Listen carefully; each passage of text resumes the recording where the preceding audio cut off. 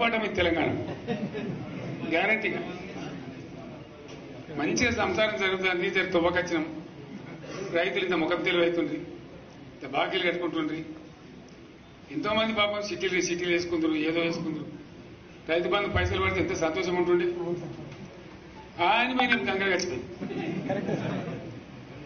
ఇప్పుడు వాడు ఇద్దడో ఏడో భగవంతుని కనుక ఇచ్చినా కూడా మోసమే. ఏదో మళ్ళీ ఎలక్షన్ కోసం దానికోసం చేస్తారు తప్ప కడుపునిండా ప్రేమను ఇచ్చేది ఇట్లే ఉంటుందా? సర్పంచ్ ఎలక్షన్ పెట్టింది సార్. మనం ఉన్నప్పుడు కరోనా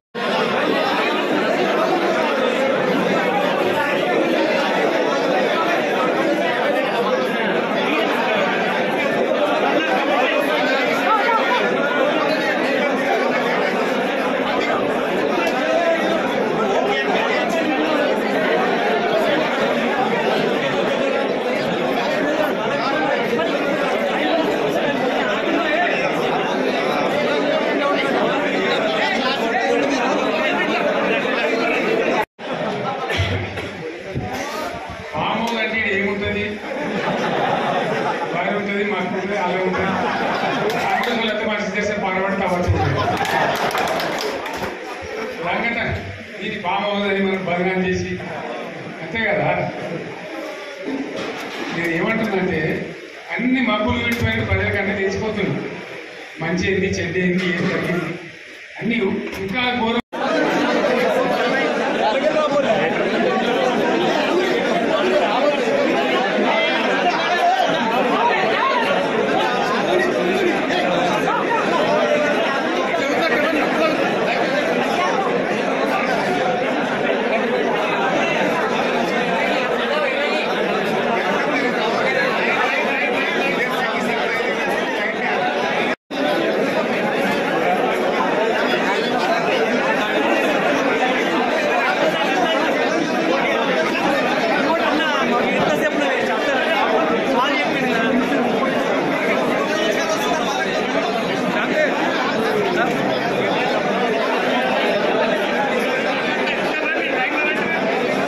ప్రతిపాదిస్తున్నదంటే ఒక సంవత్సరం జరిగిపోయింది.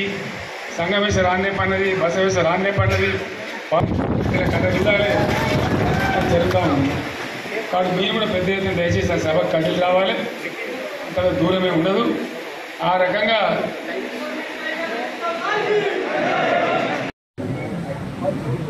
ఆరాధన కూడా అదే కథ. తెలంగాణలో గట్టిగా ఉంటే అనుకున్న కాంగ్రెస్ నాయకులు ఏ సమస్య లేదు మాదిరిగా ఉంటామంటే ఎందుకు గలుపు ఆంధ్రతో ఏమక్కడ ఏర్పడుతుంది? మనోళ్ళ యొక్క తెలివి తక్కువతనము, బలహీనతనే మనల్ని జబర్దస్తి వచ్చపోయి ఆంధ్రలో వెళ్తారు. ఆ గోస 60 ఏళ్ళు అనుభవించినాము. ఏం గోస నాకు అర్థం కాదు. లేక కాదు కదా.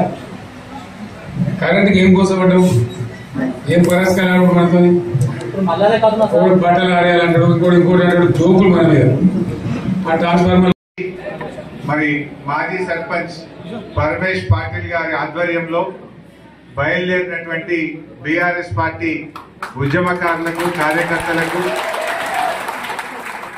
అదేవిధంగా జహీరాబాద్ నియోజకవర్గం నుంచి ఈరోజు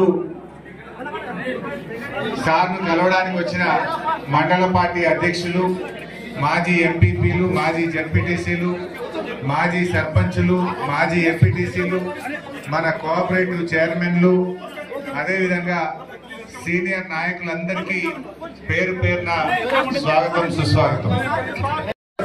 జనసంఘ మండల నాయకులు సార్కు శాలువా వేసి ప్రసాదాన్ని అందిస్తారు.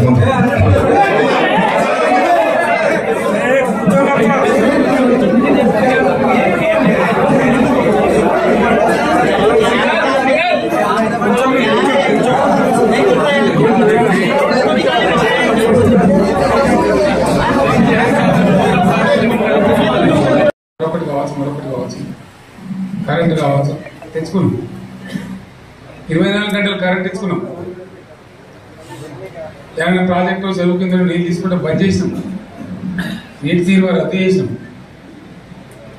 అట్లా ఎన్నో సదుపాయాలు చేసుకున్నాం. రైతులకు బాగా జరుగుతుంది. అప్పుడప్పుడు ఏమైతుంది ఆయన వాడు తులం బంగారం ఇంత నీకు ఏంటి నీకు బంగారం వడ్డానం పెడతానని ఆయన నమ్మి ఏమో మీ సంగతితో చూద్దామని ఆయన వేశారు.